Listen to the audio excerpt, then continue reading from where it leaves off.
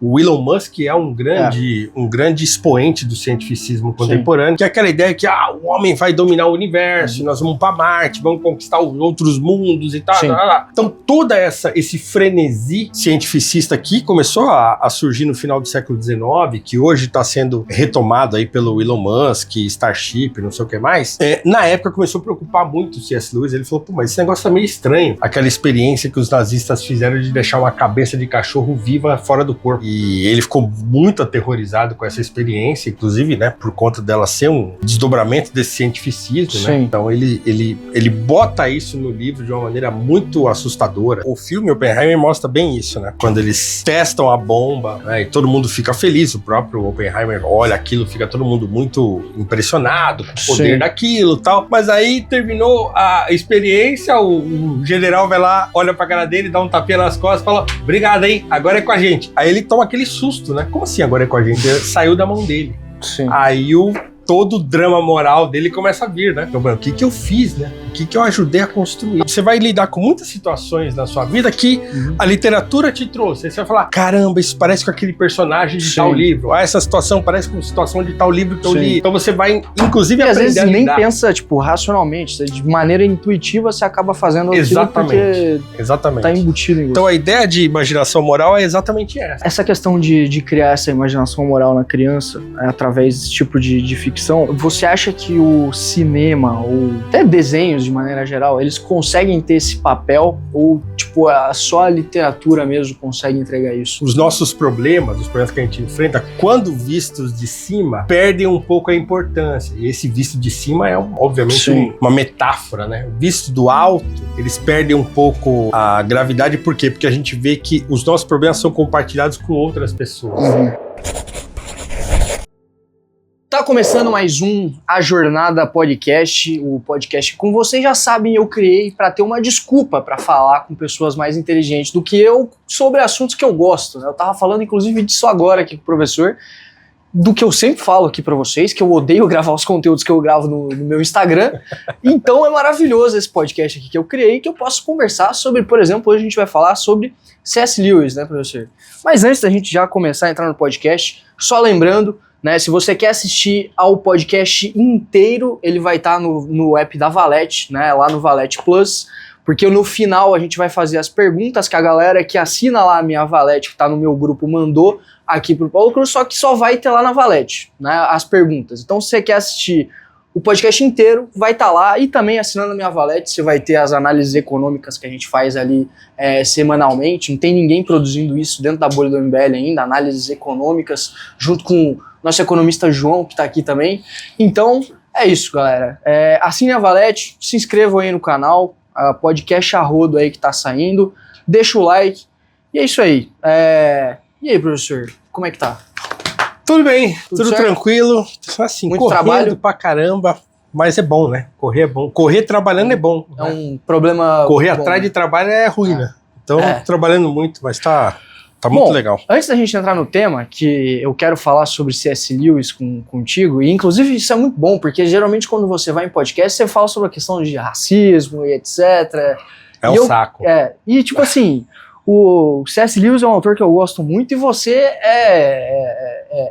o seu mestrado foi em C.S. Lewis, né? Então é maravilhoso, e aí a gente vai falar sobre isso hoje. Mas antes, né, todo episódio tem o Você Fora de Contexto. No caso, Paulo Cruz Fora de Contexto, que é só para perguntar algumas coisas que geralmente você não trata, que fala sobre política, filosofia, etc.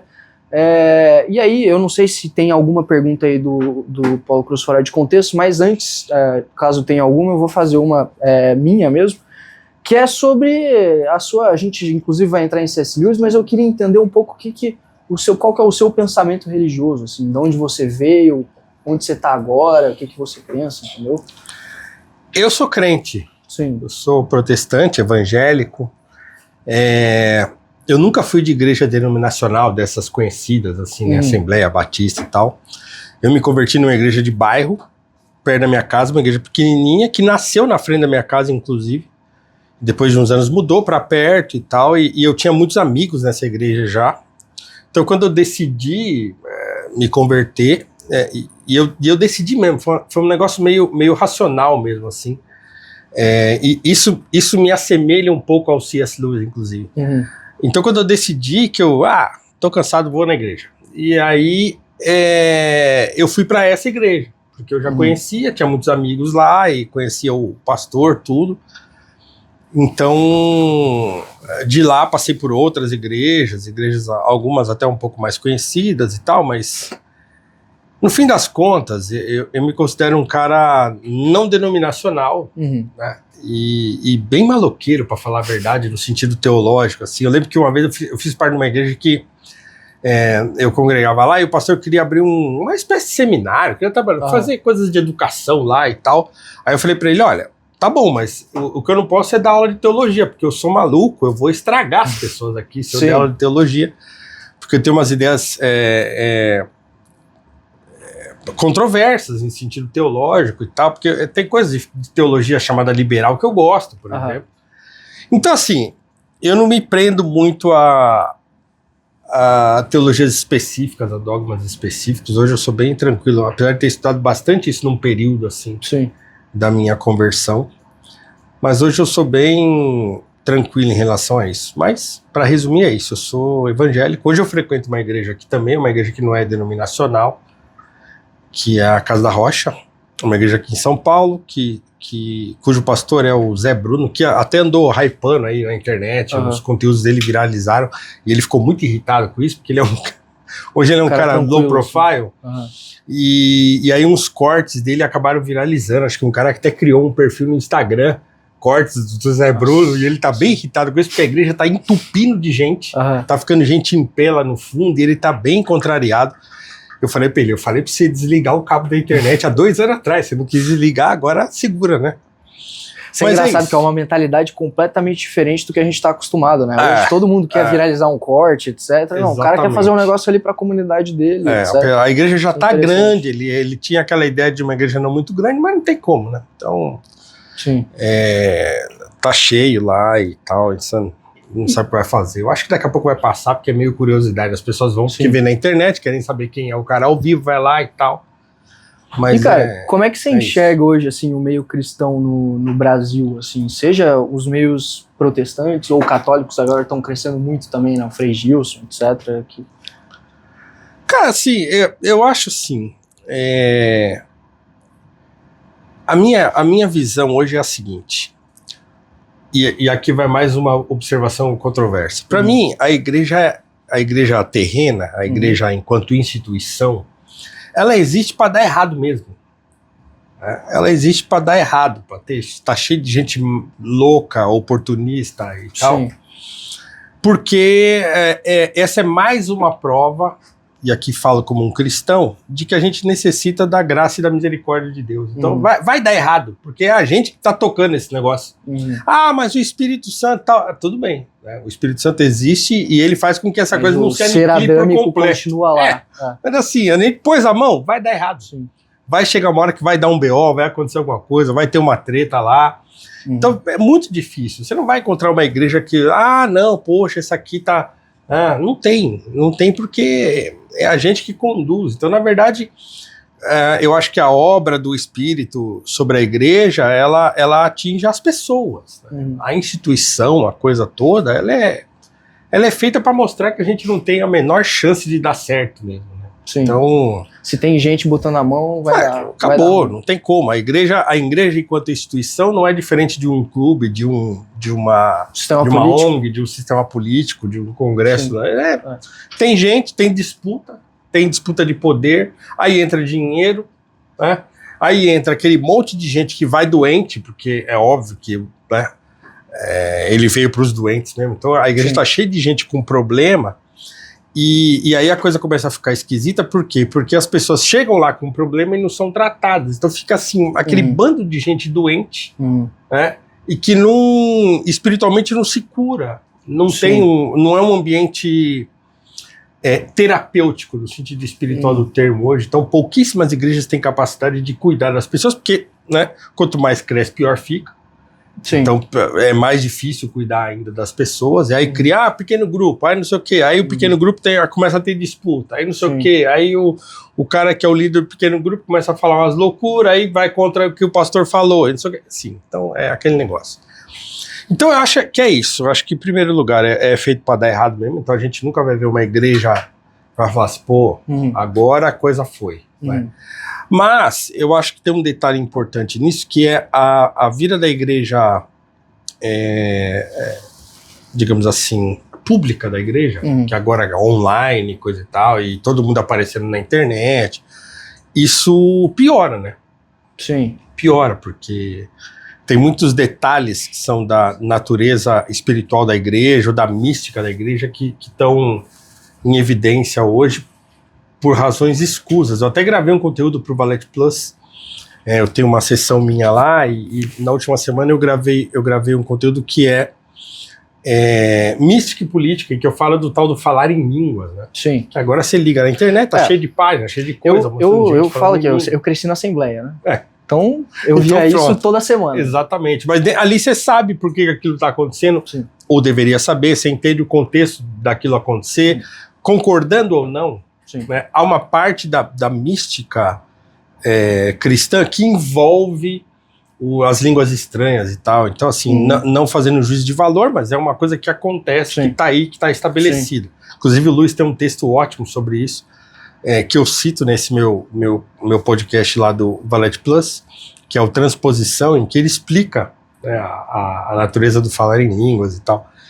Mas é óbvio que isso virou e já tinha virado nas igrejas uma espécie de atestado de autoridade espiritual. Então, se você fala em línguas, não, é que o Espírito Santo está sobre você. O tal do batismo com o Espírito Santo manifesto sobre falar em línguas. Você só foi batizado no Espírito Santo se você fala em línguas, né? Ou falar em línguas é uma evidência de que você foi. Exatamente. Então, não necessariamente, mas, né, todo aquele que fala em língua supostamente foi batizado com o Espírito Santo, que também é um contexto teológico que é controverso dentro do meio evangélico, mas isso virou um negócio de autoridade espiritual. Então, se você fala em línguas, você é uma pessoa espiritual, ou você é, como o apóstolo Paulo diz lá aos Coríntios, você é ridicularizado. Você é louco, que loucura é essa, né? As pessoas estão de fora vendo aquilo, acham aquilo tudo uma doidice. E as pessoas estão doidas mesmo, e cada vez mais doidas nas igrejas, então as bizarrices vão se multiplicando. Sim. É triste, mas eu acho que ao mesmo tempo é o cumprimento da palavra. Então, vida que segue. Eu pergunto isso porque, assim... Falei muito, hein? Não, mas pode falar. Eu pergunto isso porque, assim, ao mesmo tempo que eu vejo N problemas nessa guinada cristã que tá tendo ultimamente, porque tá tendo, né? Aparentemente as pessoas estão deixando um pouco esse secularismo que foi sendo construído aí ao longo de décadas, e tá tendo pelo menos é isso que eu tô enxergando, assim, na minha geração. Eu acho que, eu acho que na verdade o que aconteceu foi que o secularismo entrou na igreja. E tá carregando um monte de gente para a igreja. Pode ser. Um monte de gente secularizada. Secularizada, sim. E é uma armadilha isso, porque a pessoa é secularizada, mas ela acha que ela é espiritual, mas na verdade ela é secularizada. Ela fez aquilo que o Os Guinness fala, né? Tem um livro maravilhoso do Rubem Amorese, que chama Icabod. Se você não leu, tem de ler. Se quem está assistindo a gente não leu, tem de ler. Ele usa o tal do tripé da pós-modernidade, que o Os Guinness, que é um grande pensador cristão britânico, fala, que é a pluralização, a privatização e a secularização. Então, esse tripé da pós-modernidade penetrou na igreja, né? Então primeiro, pluralização, você tem um supermercado de opções, de igrejas, de doutrinas, de teologias e tal, você pode escolher a dedo, quero essa e tal. A partir do momento que você escolheu uma, você privatiza. Não, essa é a minha fé.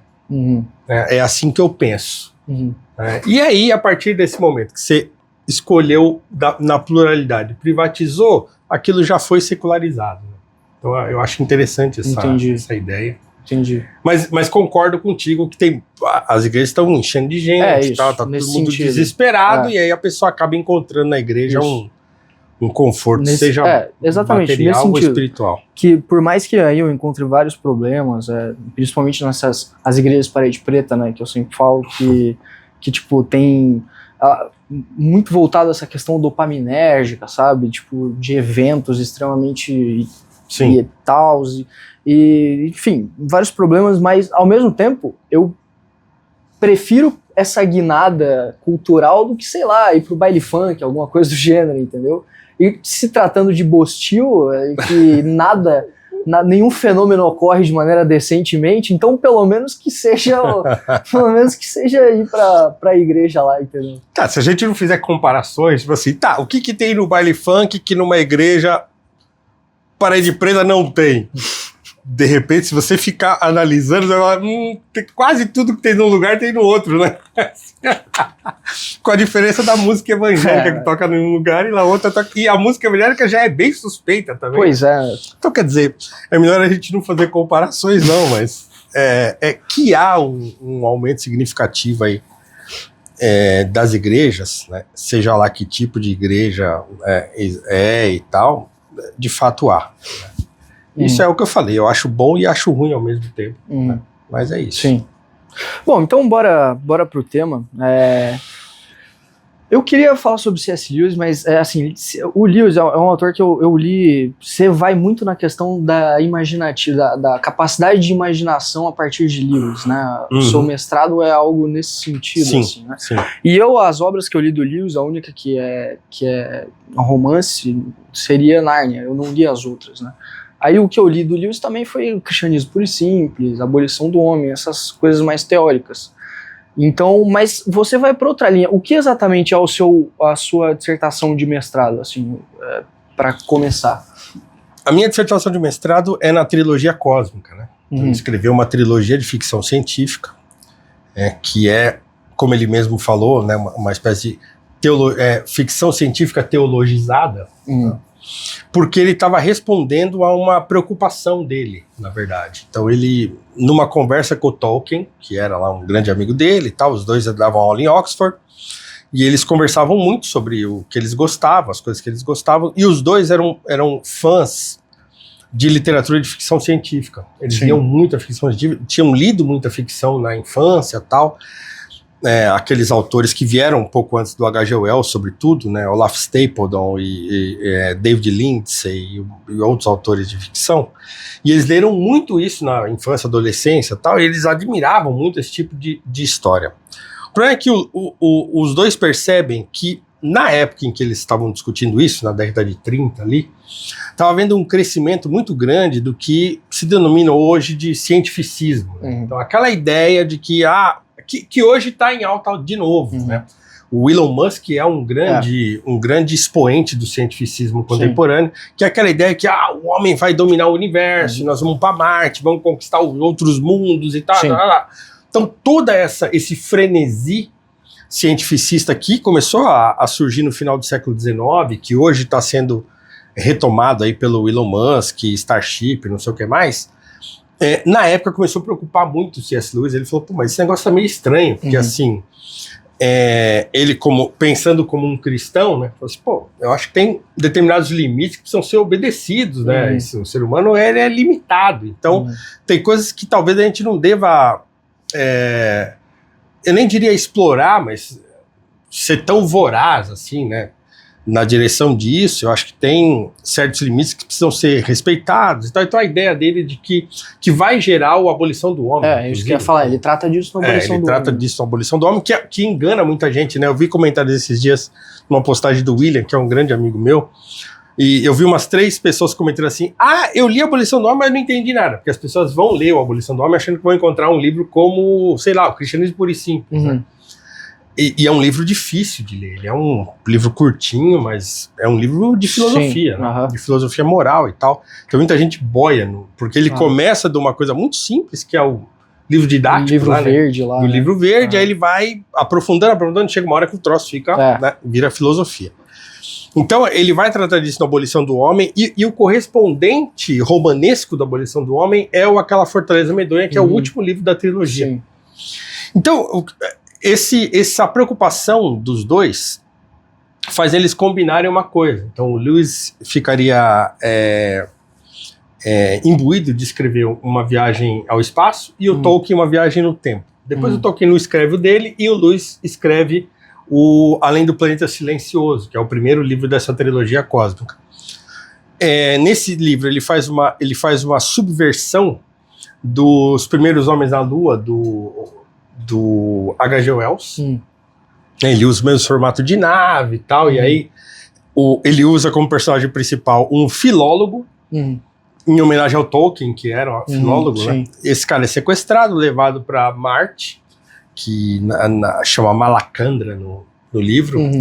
Por quê? Porque os caras que sequestram esse filólogo, são 2 cientistas malucos lá, eles já tinham ido lá para Marte e encontrado uns seres lá, uns marcianos lá, tentado se comunicar sem sucesso.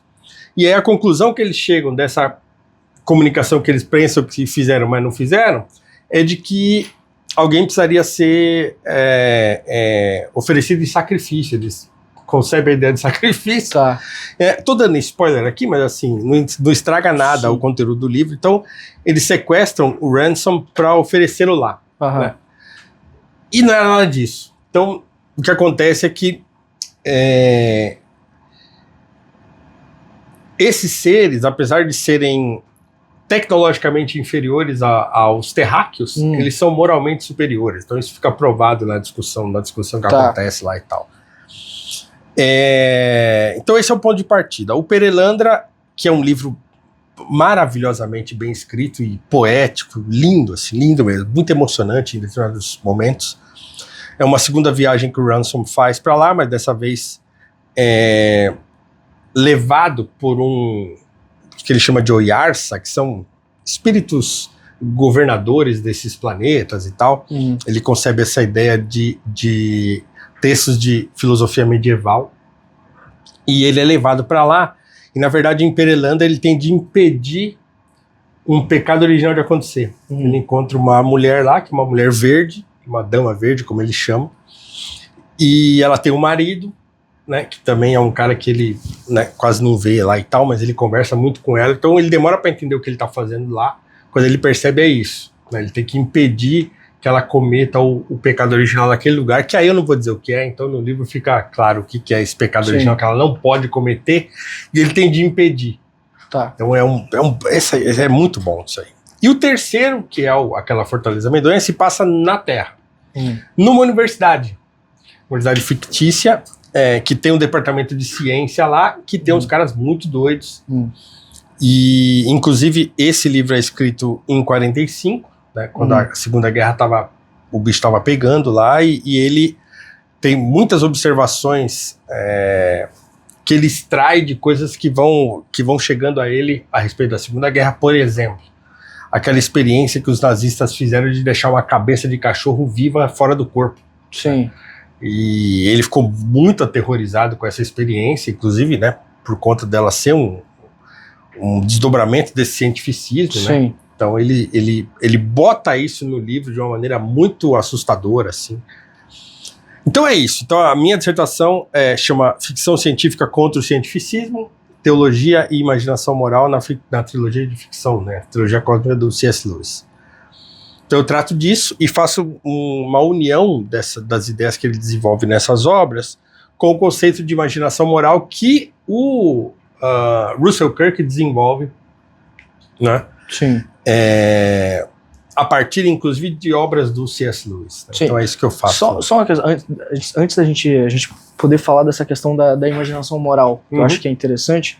Pra galera, talvez a maior parte da galera que vai assistir não leu A Abolição do Homem, não sabe do que se trata exatamente, e aí não entende o porquê que seria a ficção científica contra o cientificismo. Né? E aí, enfim, se puder explicar assim, de maneira rápida, porque basicamente ele trata ali a abolição do homem seria no sentido de que a raça humana como a gente conhece, ela seria praticamente substituída por uma nova espécie a partir do momento em que a gente consegue controlar a natureza por completo. Sim, né? A frase dele famosa lá, né, o domínio do homem sobre a natureza vai se mostrar, no fim das contas, o domínio da natureza sobre o homem. Ou, pior ainda, o domínio de alguns homens sobre todos os outros. Sim.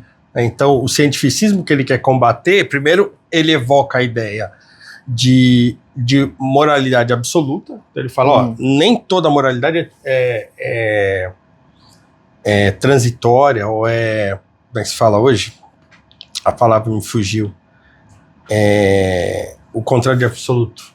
Contrário de absoluto. Ajuda aí, João. Daqui a pouco eu vou lembrar. Mas enfim, então ele fala, nem toda moralidade é relativa. Relativo. Obrigado. Nem toda moralidade é relativa. Então ele vai desenvolver a ideia de moralidade absoluta, e que essa moralidade absoluta é, inclusive, que impede o homem de tentar fazer coisas que a ele não são, Sim. Eu não diria permitidas, mas prudente fazer, né? Então ele vai desenvolver essa ideia, e a partir disso ele vai dizer, olha, porque se você achar que o ser humano é autônomo a esse ponto de posso fazer o que eu quero, posso fazer tudo e tudo está na mão do ser humano, então o próprio desenvolvimento científico vai levar o ser humano a achar que ele é mesmo poderoso o suficiente para dominar a Terra e depois o universo, e as consequências são imprevistas, né? Um exemplo simples disso o transhumanismo é um debate hoje bem em alta. Tem um filme do como é que é o nome dele? Crimes of the Future é o nome do filme, se alguém puder. Do Cronenberg. Tem um filme do Cronenberg novo que chama Crimes of the Future, que trata bem dessa questão do transhumanismo. Eu até escrevi um artigo sobre isso na Gazeta, na minha coluna. Mas não só, né? O transhumanismo já é uma discussão mais contemporânea, mas um exemplo bem simples. Assim. O ser humano está vivendo nessa terra aqui há X tempo. Sim. Tá? Então, se você for uma pessoa religiosa, cristã, sobretudo, você vai ter lá a ideia de terra jovem, terra antiga, tal, ou vai dialogar com a ciência e dizer, não, a Terra tem mesmo milhões de anos e tal. Então, vamos supor que, ainda que seja centenas de milhares de anos e não milhões de anos, não importa. Então, o ser humano está aqui há muitos e muitos anos. E a gente como e se desenvolveu moralmente e tal, e também fisicamente e tal, para ser humano e viver na Terra.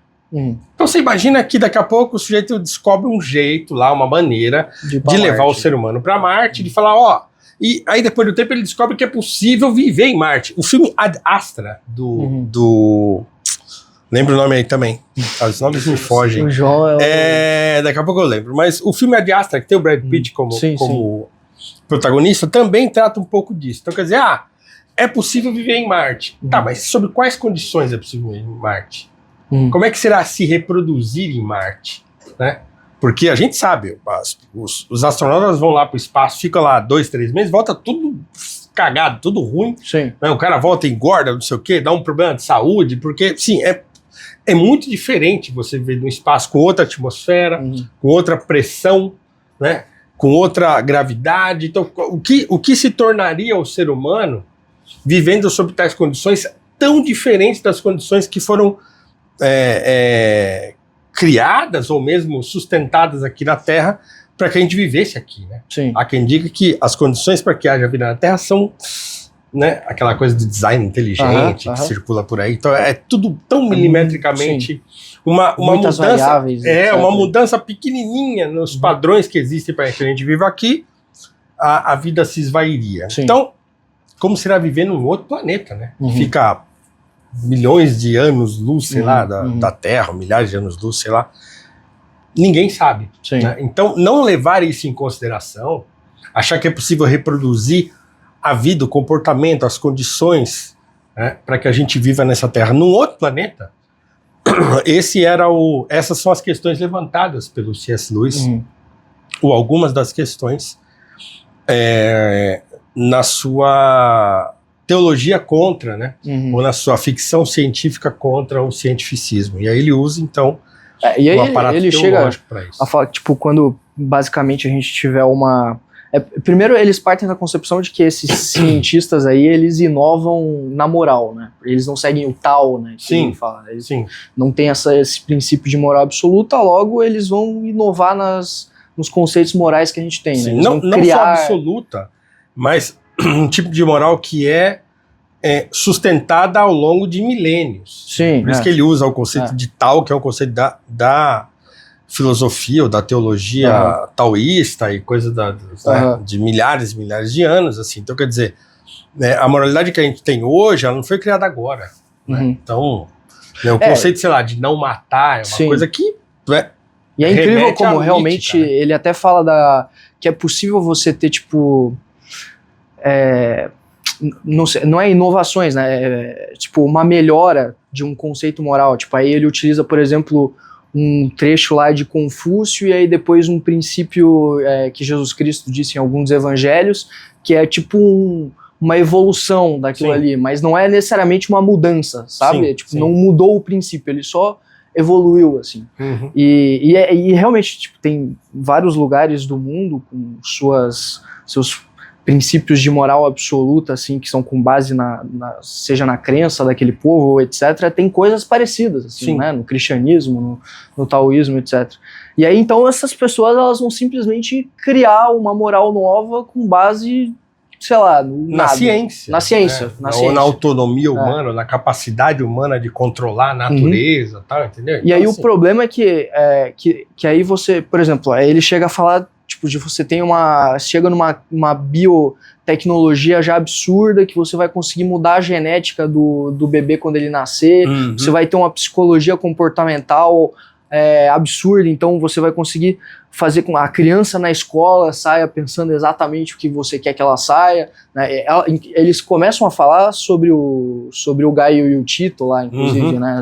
Do Livro Verde, que é justamente numa escola, né? Então, e aí que realmente, né? Quando você consegue produzir um ser humano a imagem que você quer, tipo, com sei lá, o sistema ali dele programado para fazer o que você quer, realmente não é mais um ser humano, né? Ele é realmente a abolição do homem, né? E aí, enfim, a ficção científica vai tratar disso.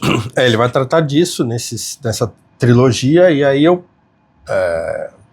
faço lá um estudo dessa trilogia associado à ideia de pecado original, e também usando o conceito de imaginação moral desenvolvido pelo Russell Kirk, que ele pega lá o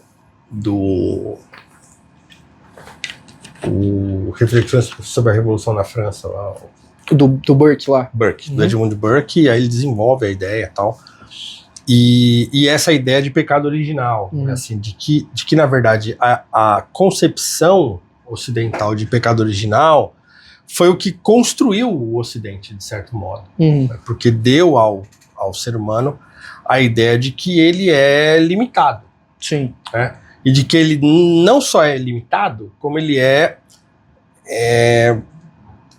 complicado. Ele é mau. Ele é mau. Ele tem uma tendência a fazer o mal. Conteúdo que eu gravei, que vai sair hoje, enquanto a gente está gravando aqui, vai sair hoje no Valet Plus, um outro podcast meu de áudio, que o título é Somos Maus? Sim. Né?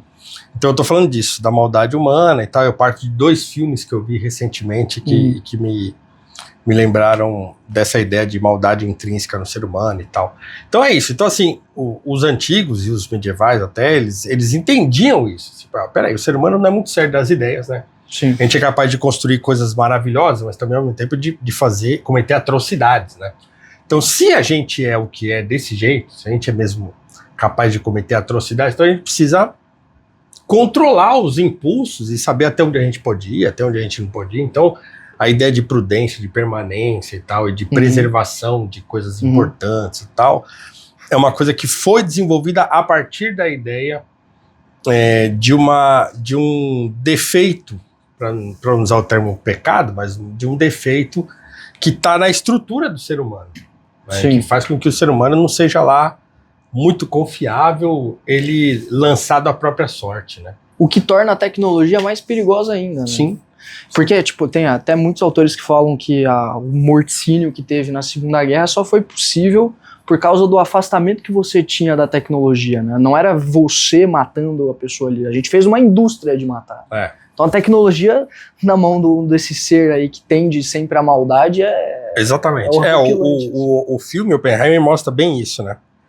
Quando eles testam a bomba, né, e todo mundo fica feliz, o próprio Oppenheimer olha aquilo, fica todo mundo muito impressionado com o poder daquilo e tal, mas aí terminou a experiência, o general vai lá, olha pra cara dele, dá um tapinha nas costas e fala, obrigado, hein, agora é com a gente. Aí ele toma aquele susto, né? Como assim agora é com a gente? Saiu da mão dele. Sim. Aí todo o drama moral dele começa a vir, né? Então, o que eu fiz, né? O que eu ajudei a construir? Não, bizarro. Uma máquina de morticínio, né?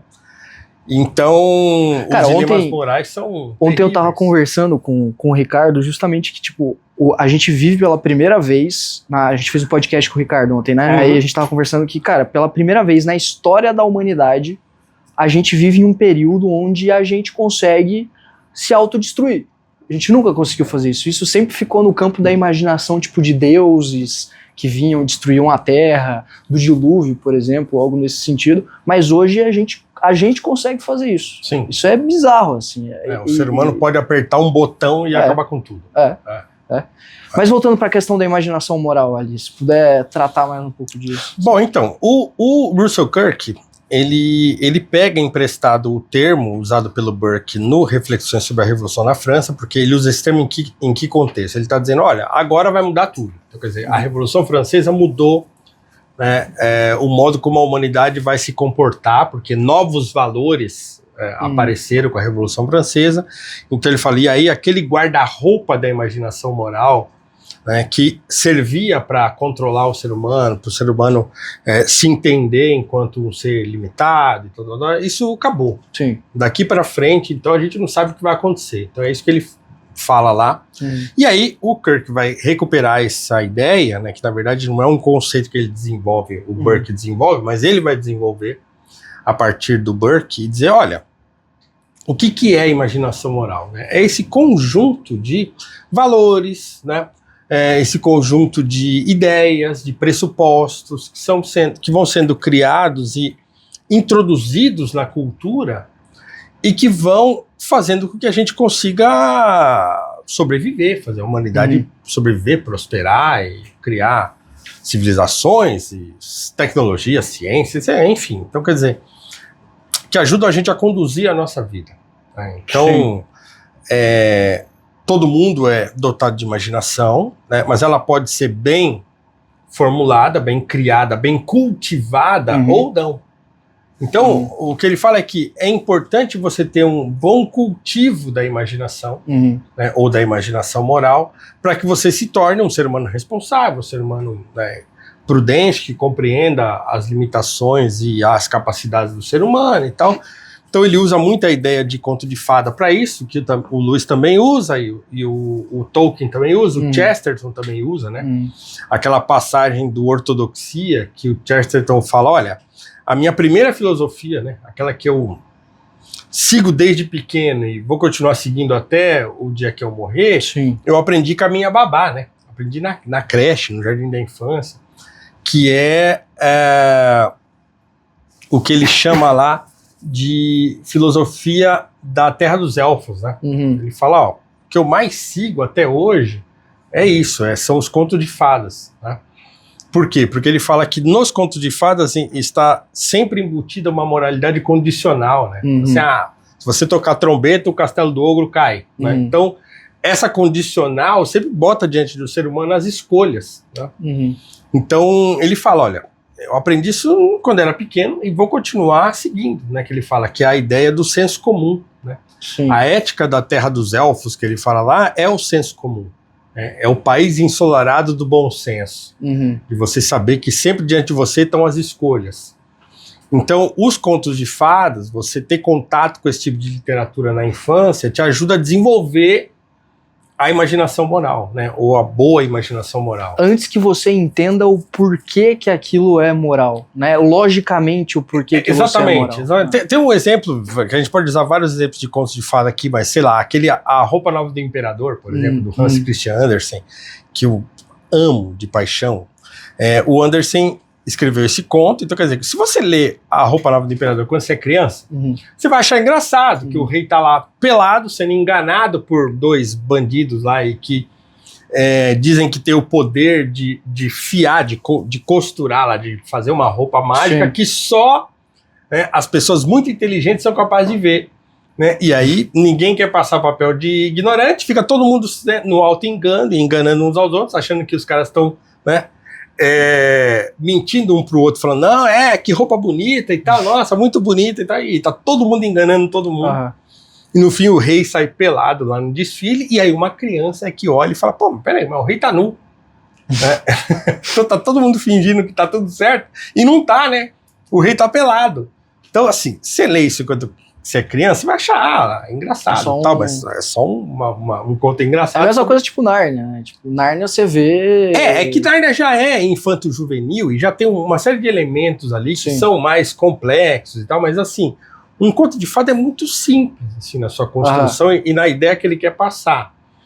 Mas sim, Nárnia tem muito disso, mas... Porque Nárnia, tipo, uma criança vai ver, vai achar uma história legal, né? Vai ver, vai ler, vai achar uma história legal, mas...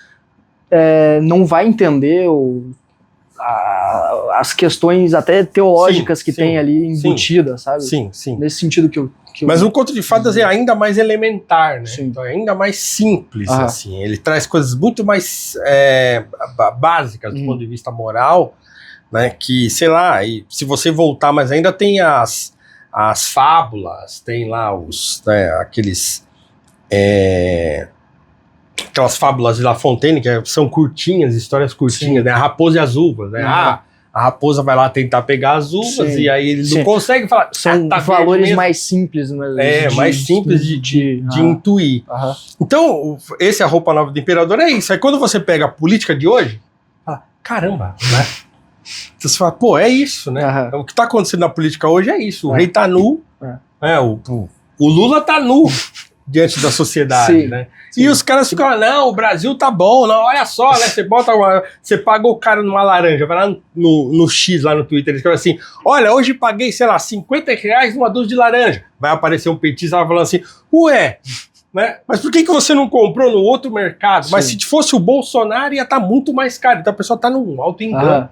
Então, poxa, esse conto é mais do que atual, né? Veja, uma história, né, criada pelo Anderson, ou que ele pegou da tradição oral e aí construiu e escreveu e tal. É um negócio tipo da natureza humana mesmo, assim, né? Exatamente. Toda essa tradição oral, da oralidade, dessas histórias, desses contos, dos mitos, inclusive, né? O que o Platão vai falar lá na República? Ó, o primeiro passo para você ter um bom governante é você contar para as crianças os mitos. Claro que o Platão quer lá sanitizar os mitos, falar, não, os deuses podem apresentar sentimentos humanos e tal, mas a ideia dele de contar histórias, fábulas, mitos para as crianças é justamente para isso, para você ir formando a imaginação, né?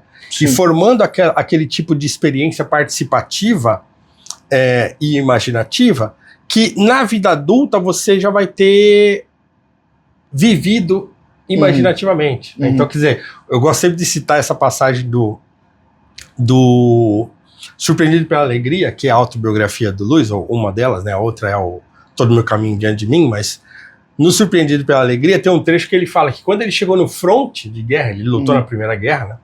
Quando ele olhou aquilo, aquela desolação toda, ele falou assim, isso é a guerra, é disso que o Homero fala. Então, quer dizer, ele já tinha visto o que era a guerra, toda a desolação da guerra, toda a destruição que a guerra causa, lendo Homero. Então, quer dizer, quando você, né, a literatura, que é aquilo que ele chama de a capacidade de você se tornar 1000 homens sem deixar de ser você mesmo, né, é isso. Então, quer dizer, você vive muitas situações, muitas vidas, muitas questões complicadas, difíceis, e aprende a lidar com muitas coisas que a vida vai te trazer depois, através da literatura. Sim, isso é bizarro, né? Você vive a experiência de outras pessoas. De outras pessoas. Pessoas fictícias. Exatamente. E acaba aprendendo como viver a sua própria vida. Porque né? Você vai lidar com muitas situações na sua vida que a literatura te trouxe. Aí você vai falar, caramba, isso parece com aquele personagem de tal livro. Essa situação parece com a situação de tal livro que eu li. Então você vai, inclusive, aprender às vezes a lidar. nem pensa, tipo, racionalmente. De maneira intuitiva, você acaba fazendo aquilo porque tá embutido em você. Então a ideia de imaginação moral é exatamente essa. Então o que o Luiz estava preocupado ali era isso. Falou, ó, está sendo formada na minha geração uma imaginação moral cientificista. Sim. Então as pessoas estão normalizando essa ideia de que o ser humano é capaz de viver milhões de anos, né? De sustentar a vida através da ciência por, sei lá, milhares de anos. E o Olaf Stapledon fala sobre isso. O Haldane, o Haldane, que é o outro romancista, divulgador científico que ele critica, inclusive tem uma discussão dele que ele faz por carta com esse J.B.S. Haldane, que está no livro dele On Stories, ou sobre histórias, publicados em português. Tem lá uma resposta ao do professor Haldane e tal, que ele discute essa questão da ciência e tal. Então é isso, ele fala, ó, tem um imaginário rondando aí, que ele é um imaginário perigoso. Ele fala, inclusive, que a sensação que ele tinha ao ler essas histórias de ficção científica na adolescência era uma sensação que ele vai chamar de luxúria. Era uma coisa assim que não era a mesma sensação que ele tinha ao ler uma outra história de ficção, ou uma história qualquer, né? Ele fala, o que eu sentia ao ler ficção científica era um negócio diferente. Então ele fala, então inclusive eu escrevi as minhas histórias de ficção científica como uma espécie de exorcismo desse sentimento que eu tinha quando eu lia os livros de ficção científica do H.G. Wells, do Haldane, do Stapledon e tal. Então, pô, eu acho isso muito interessante. Sim. Só, inclusive, voltando na questão ali, porque no Abolição do Homem, ele fala no primeiro capítulo do Homem Sem Peito, né? Sim. E aí que esse mundo cientificista, ele enxerga as emoções como algo necessariamente ruim. Porque ele fala que o peito é o lugar da magnanimidade. Sim. Ele vai usar até o Alanus lá, que é um autor medieval e tal. Então ele fala que no peito está o equilíbrio entre a cabeça, entre o intelecto e as vísceras, né? Então o sentimento não está no coração, no peito, mas nas vísceras, né? Por isso que, né, as emoções dá aquela, né, o frio na barriga, né? O tal do frio na barriga, aquele negócio e tal. Então tudo isso é manifesto nas vísceras, né? Então os antigos, aquela questão da adivinhação, né? Sim. Então você cortava a barriga do animal para ver as vísceras, tá? Então os sentimentos estão sempre associados no medievo e no mundo antigo às vísceras.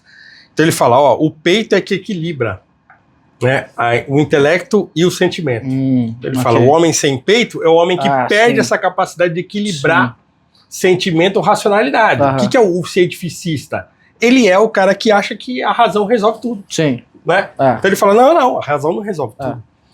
O Antônio Damasio, naquele livro O Erro de Descartes, porque o Descartes é um cara que vai falar isso, né? Então eu penso, logo existe e tal, é uma ideia de que o cérebro é capaz de dominar, né? O racionalismo é isso, né? Sim. Não, a razão dá conta de tudo.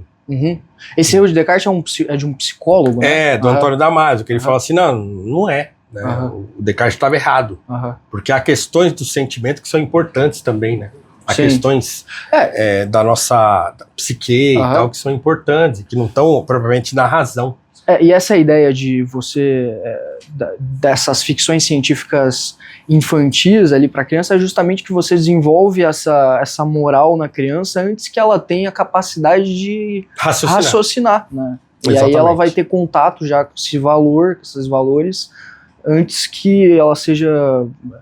Porque senão você vai fazer o que com a criança? Você vai ficar... Como é que você vai ensinar a criança a agir de determinada maneira? Não tem... Você não vai conseguir argumentar logicamente com uma criança, sabe? Você pode só ficar dando ordem e tal. E, claro, eu não tive contato com essa literatura quando eu era criança, por exemplo. Quer dizer, eu obedeci a minha mãe. É verdade. Entendeu? Eu também. E pronto, acabou. Agora, faz muito sentido que a criança tenha a capacidade de desenvolver a sua moralidade, os seus limites e tal, também através da imaginação, né? Então é interessante que isso aconteça, né? Então não é imprescindível, mas é importante que isso aconteça. Isso dá um diferencial importante na vida adulta, se você for uma criança que cultivou a sua imaginação através da literatura, né? Então eu acho isso fundamental, né? Então uma pessoa que lê menos, ela é pior do que uma pessoa que lê. Sim. O argumento do Ítalo Calvino, né? Do porquê ler os clássicos, né? Então pergunta, qual é a resposta, né? Assim, por que ler os clássicos? Fala, bom, ler os clássicos é melhor que não ler os clássicos. Então, a justificativa é exatamente essa, né? Então, por que lê-los? Porque é melhor do que não lê-los, né? Então, faz sentido. Você sempre vai tirar um proveito dos clássicos, porque, na verdade, um clássico você nunca está lendo, mas sempre está relendo, né? Sim, sim. Então... Deixa eu perguntar, essa questão de criar essa imaginação moral na criança, através desse tipo de ficção, você acha que o cinema, ou até desenhos de maneira geral, eles conseguem ter esse papel, ou tipo, só a literatura mesmo consegue entregar isso? Eu acho até que o cinema tem essa capacidade hoje. Eu acho que ele não substitui a literatura, porque a experiência da leitura é mais profunda do que a experiência cinematográfica, né? Mesmo porque as imagens são todas feitas por você mesmo, né? Então Sim.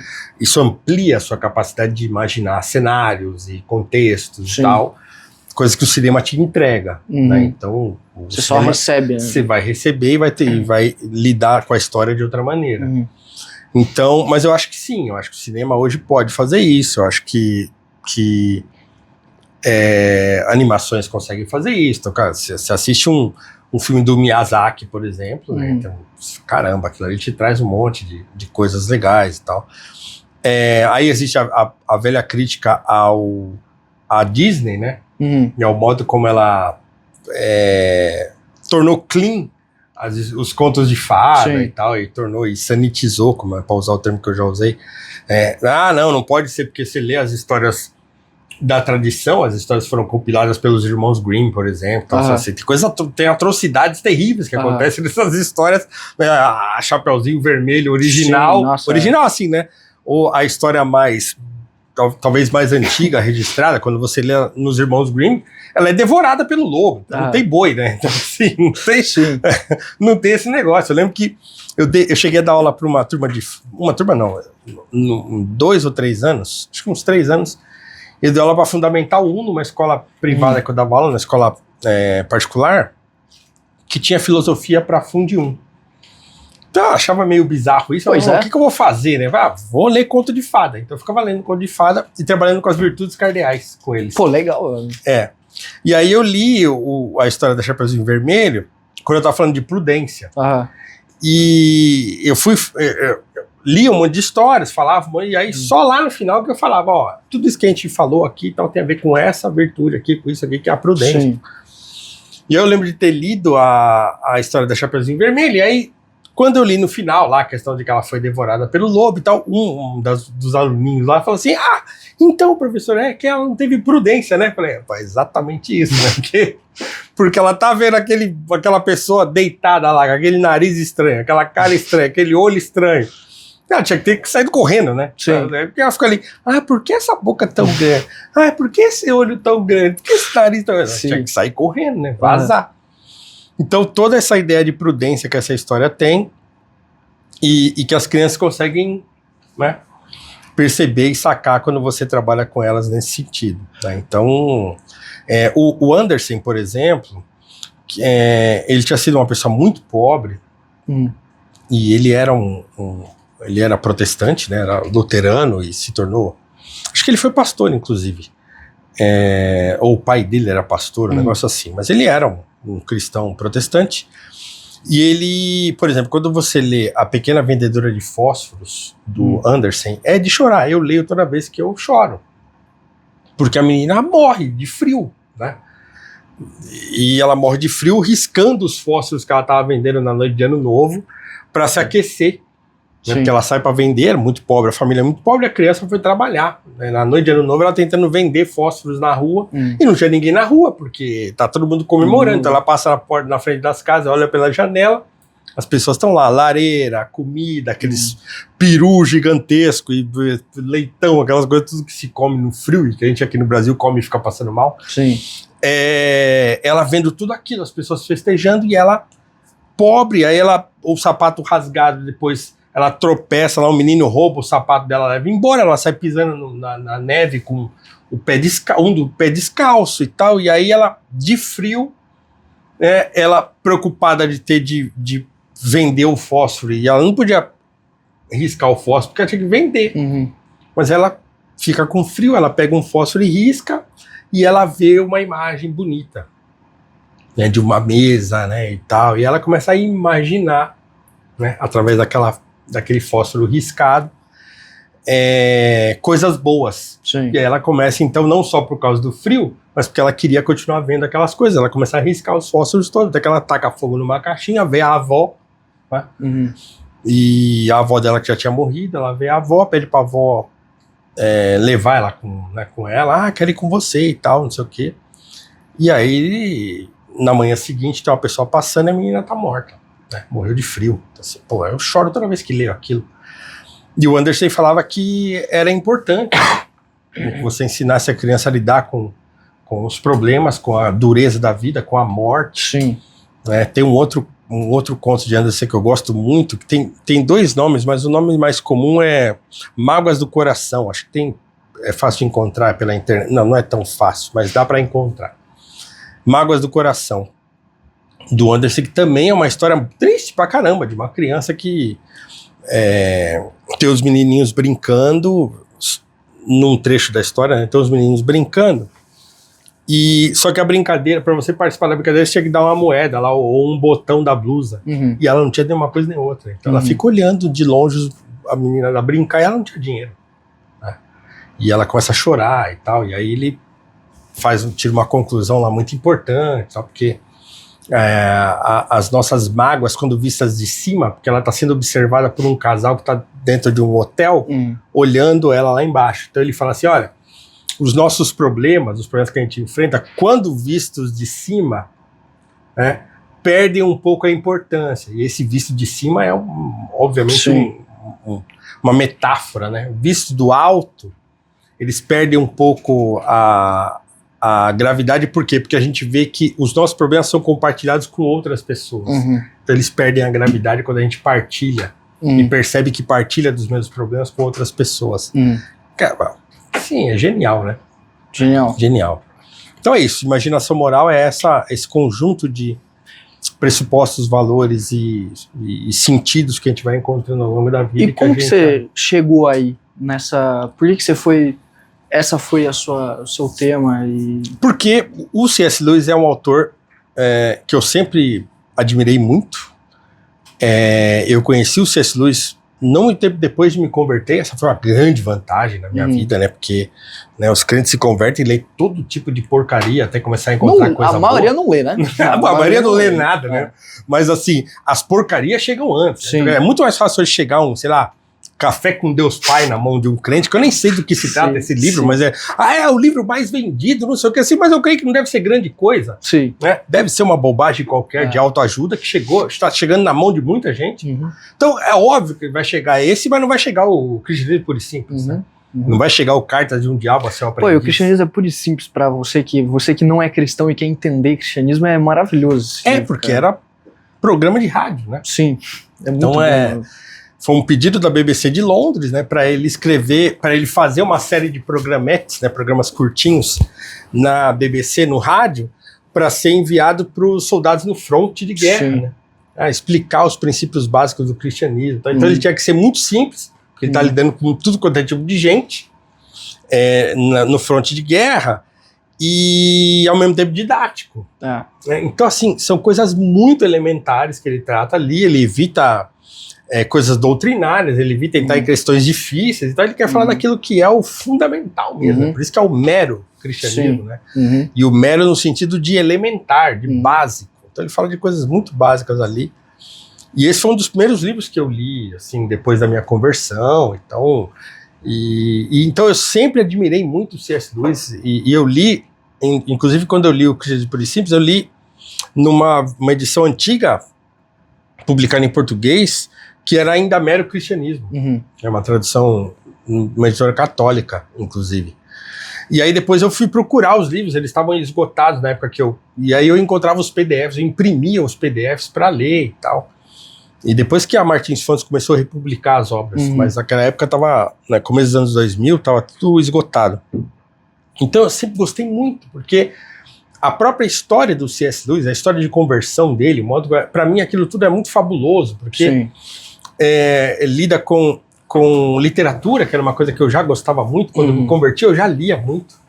Né? Então ele fala muito de literatura, ele fala muito dessa questão da imaginação, ele fala muito de como ele foi influenciado pela literatura, e depois ele fala, por exemplo, de Richard Wagner, que eu também gostava muito já na época, e que ele fala que quando ele começa a estudar, ele passa por uma série de internatos que ele detesta, né? Então ele chama de internatos de campo de concentração, assim, ele detestou aqueles internatos pelos quais ele passou.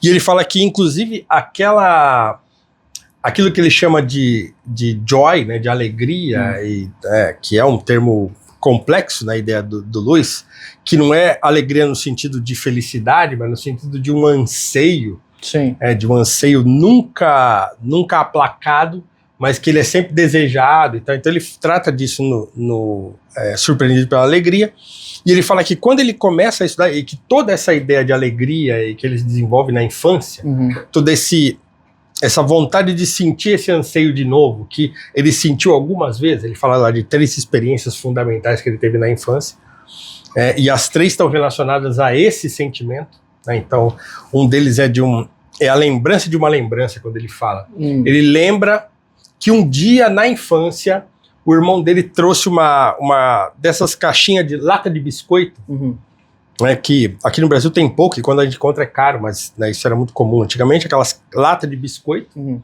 e que o irmão dele fez um jardim, né, nessa lata de biscoito, com musgo, com terra e tal. Então ele disse que quando ele olhou aquela lata de biscoito, achou muito legal e tal, e aí, depois de um tempo, ele lembrou dessa lata de biscoito e teve uma sensação lá que ele denomina alegria depois e tal. Depois de muitos anos depois, de alguns anos depois, ele tem a sensação da sensação que ele teve quando ele lembrou dessa lata de biscoito. Um é isso, o outro ele fala que foi quando ele leu o Esquilo Nutkin, da Beatrix Potter, né, que é a autora do Pedro Coelho lá e tal. Parece meio doido você ouvir o cara falando isso, né? Ele fala assim, que esse foi a segunda experiência, e a terceira foi lendo um poema na verdade, uma tradução que o Longfellow, que é um poeta famoso americano, fez de um poema de um sueco chamado Isaiah Stegner. Chama Drapa o poema, e ele lê um trecho que conta a história do Balder, que é um deus da mitologia nórdica, que era um deus que morre e ressuscita e tal, e que era o deus mais bonito da mitologia nórdica e tal. E aí ele lê 3 versos assim, desse poema, e diz que na hora ele teve essa mesma sensação que ele teve quando ele lembrou da lata de biscoito, quando ele leu o Esquilo Nutkin e tal. E aí ele vai perder isso quando ele vai passar pelos internatos, e ele vai recuperar isso quando ele está numa livraria, porque quando ele estudava numa daquelas escolas, ele ia embora de trem para passar férias na casa dos pais, e sempre quando ele ia para a estação de trem, tinha lá uma livraria que ele sempre passava por lá para comprar coisas para ele ler nas férias e tal, e comprava aqueles livros baratinhos, né, que ele encontra um catálogo, ele vê, na verdade, as gravuras, os desenhos, né, as ilustrações que o Arthur Rackham fez para O Crepúsculo dos Deuses, do Richard Wagner. Então, o Wagner é um compositor de ópera, para quem não sabe, que ele escreveu uma tetralogia, que é um ciclo de 4 óperas, que chama O Anel do Nibelungo, que trata de mitologia nórdica, a questão do Wotan, que é o Odin e tal, né, e do Siegfried, que é o herói dessa saga e tal. E o Wagner escreveu 4 óperas monumentais, que tem mais de 4 horas cada uma delas, que é um negócio assim absurdo de lindo. E só que ele não tinha escutado a música. Ele disse que ele viu as ilustrações do Arthur Rackham, que são facilmente encontráveis aí pelo Google. Digita Arthur Rackham, é Hack com R-A-C-K-A-H-A-M, Rackham. E vocês vão ver as ilustrações. Então ele ficou, quando ele viu aquilo, ele ficou muito impressionado. Ele falou, nunca tinha ouvido falar em Siegfried, e nem sabia o que era o Crepúsculo dos Deuses, achava que era um lugar onde os deuses viviam e tal. Ele falou, aí ele comprou esse catálogo, levou. Depois de um tempo ele foi atrás do disco. Ele disse que ele compra, então, as óperas de Wagner, ele fala que aí ele passou a gastar o dinheiro da mesada dele nisso. Ele ficava comprando óperas de Wagner em diferentes versões e tal. Tudo isso me chamou muito a atenção, voltando para o que eu tava falando. Porque era uma coisa que eu gostava já. Sim. Então eu falei, caramba, pô, esse cara... Né, eu tive sensações que esse cara também já teve, né? Eu tô passando por experiências que ele também passou. Então tudo isso me chamou muito a atenção nele. E eu passei a admirar muito o C.S. Lewis. A conversão dele também. Que ele fala que no momento que ele se converte, que ele ajoelha e ora, ele era naquele dia o cristão mais desanimado de toda a Inglaterra. Né? Porque ele não tem uma conversão assim, Deus, tal. Não, né? Ele simplesmente chegou à conclusão que assim... Tá bom. É isso, né? É isso, não tem pra onde correr, né? Quando ele se viu exposto, que ele fala assim, pô, de repente eu me vi exposto, porque todos os autores que eu mais admirava tinham alguma ligação com a religião. Né? Ou eram cristãos ou eram religiosos de alguma maneira, como Platão e tal. Então aí ele cita um trecho da canção de Rolando, que ele faz uma corruptela de uns versos da canção de Rolando, que ele fala: os cristãos estão errados, mas todos os outros são chatos. Então, ele lia vorazmente esses autores que eram todos cristãos. Aí ele chega em Oxford. Os melhores amigos dele eram religiosos, que é o Tolkien, que é o Owen Barfield, que é o Charles Williams. Então, esses caras todos eram alguma coisa de errado aí. Então... Aí ele falou, pô, caramba, né? O Chesterton, que era um autor que ele admirava muito, também ele falou assim, o Chesterton fez mais por mim do que qualquer outro autor. O único problema dele é que ele era cristão. Né? Aí ele se apaixona pelo George MacDonald. Ele compra o Fantastic numa dessas idas para casa, ele compra uma edição baratinha do Fantastic e fica embasbacado com aquilo. Tanto é que o George MacDonald se torna uma espécie de mentor espiritual dele, a ponto dele colocar o George MacDonald como um personagem do seu livro O Grande Divórcio, né, que era O Grande Abismo, a tradução brasileira, depois saiu como Grande Divórcio, que é The Great Divorce mesmo, em inglês. E o MacDonald vira uma espécie de Virgílio do Dante na Divina Comédia, né? Então o MacDonald se torna o Virgílio do personagem dele no Grande Divórcio.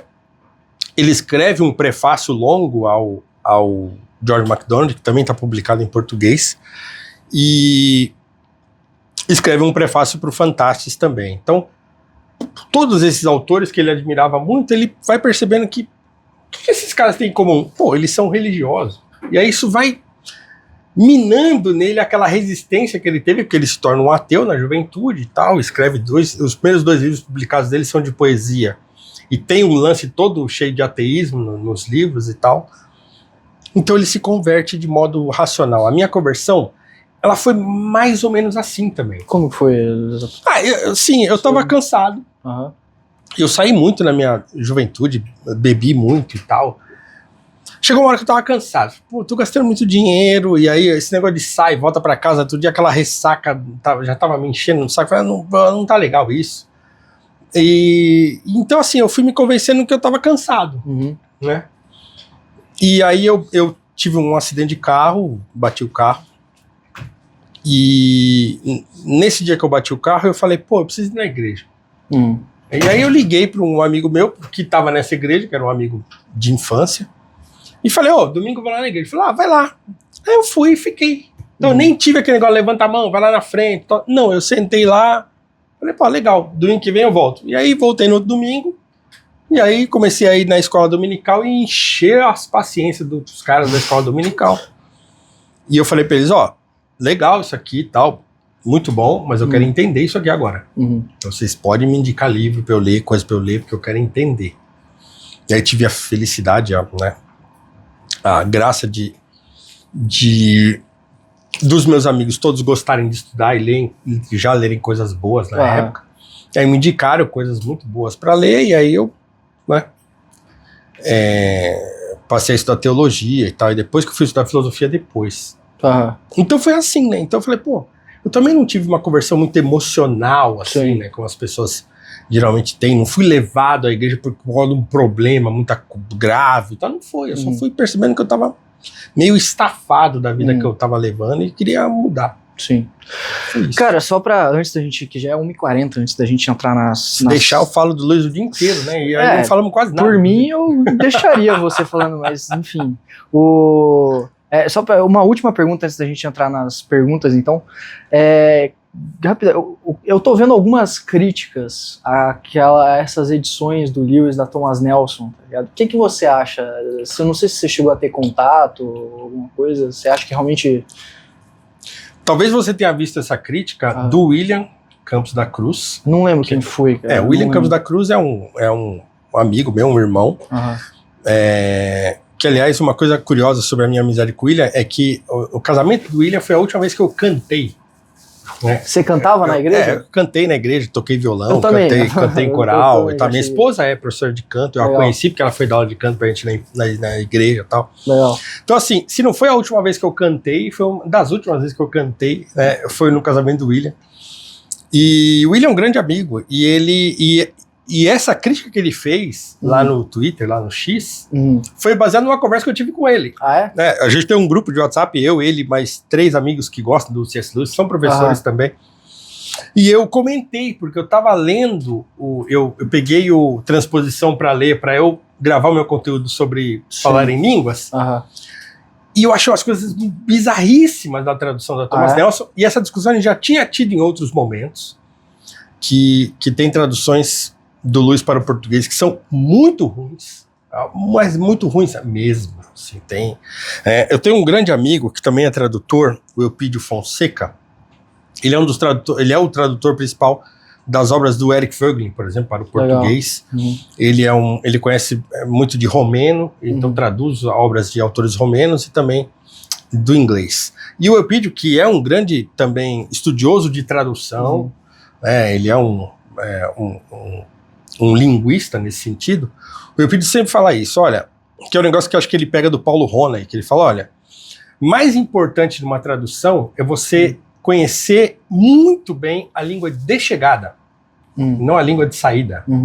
Então, por exemplo, não é incomum a gente encontrar em traduções do inglês a repetição do pronome ele, ela, ele, dela. Por quê? Porque em inglês tem muito he, né? He, eles ficam repetindo, né? E no português não precisa, né? Então você fica só ele, eu. Então essa repetição de pronome é um anglicismo. É você traduzir do inglês para o português, conhecendo... No português. Não faz sentido ou não, é desnecessário você ficar repetindo isso no português. Mas não só isso, tem coisas muito ruins, tem construções muito ruins. O exemplo que o William dá, inclusive num comentário do tweet que ele faz lá, é um comentário de uma foto que eu mandei no grupo. Falei assim, cara, olha esse trecho de transposição, isso é um horror, né, uma tradução horrível e tal. E realmente tem coisas que não fazem nenhum sentido. Assim, né? Por quê? Porque as pessoas traduzem e elas não têm... às vezes, domínio da língua portuguesa. Elas conhecem o inglês, elas são capazes de fazer uma tradução literal do texto, mas não são capazes de construir o texto em português, né? Aquele negócio que o Haroldo de Campos falava, né? Traduzir é transcriar. Você não é pegar um negócio literal de uma língua e pôr pra você tem que reconstruir o texto na sua língua, né? Poesia é ainda mais difícil, né? Mas a ideia do tradutor é um traidor sempre, porque ele vai ter que pegar aquilo escrito num idioma que não é o dele e reescrever a língua dele. E muitas vezes as pessoas não conseguem, na maioria das vezes, as pessoas não conseguem fazer isso direito. Porque, assim, se foi esse tweet mesmo, ele usou, tem muito... É muito Instagram, não é muito Instagram, porque é muito... Essa edição da Thomas Nelson, ela é toda bonitinha e etc, né? Ele fez uma crítica nesse sentido. Sim, porque elas são muito... É isso aí mesmo, elas são bonitas, né? Mas a tradução o ditado, por fora a bela viola, por dentro o pão bolorento, né? Pois é. Então assim, é melhor lê-las do que não lê-las? Claro, né? Então aí, aqui tem... Mas assim, por exemplo, você pega a tradução de Nárnia, da Martins Fontes, não, é o Paulo Mendes Campos, era um poeta, então, é linda aquela tradução, apesar de ter trechos faltando. Essa tradução da Martins Fontes, tem trechos que foram cortados na tradução, não se sabe por quê. Não são trechos muito relevantes, mas eu cheguei a encontrar trechos que no original Você tinha lá, quando você ia pro... Acho que foi no Sobrinho do Mago, inclusive, que eu encontrei um trecho desse. Ou no Cavalo e Seu Menino. Que fala, pô, mas peraí, tem no original isso, mas na tradução não tem, né? É um trecho pequeno lá. Sim. Você sabe-se lá por que ele cortou. Mas é linda, né? E as traduções da Martins Fontes, em geral, são boas. Em geral, são boas. Aí a Thomas Nelson tem umas pisadas de bola muito complicadas. As traduções da também tem coisas muito complicadas. Mas, enfim, é o que tem, né? Bom, então, temos de ler. É isso. Então, galera, como vocês sabem, né, como eu falei no início do episódio, a gente vai continuar agora no app da Valete com algumas perguntinhas rápidas que fizeram lá no grupo dos meus assinantes lá da Valete. Oi? Sim. E é isso aí. Pô, eu queria muito obrigado para você que ficou até aqui. Água, consegue pegar uma aguinha aí? E é isso. Te vejo no app da Valete, assine lá, porque também vai ter... você pode ver isso aqui de graça no app da Valete, a continuação. Mas você pode assinar para ver as nossas análises econômicas semanais e, como eu disse, os programas que a gente vai desenvolver aí pela frente. Então, é isso aí, professor. Se puder se despedir da galera que vai ficar aí só pelo YouTube. Um abraço, então, para você que viu até agora. Então, vá lá pro aplicativo do Valete Plus para você... ver o restante desse episódio, mas obrigado pela sua audiência e um abraço. É isso aí.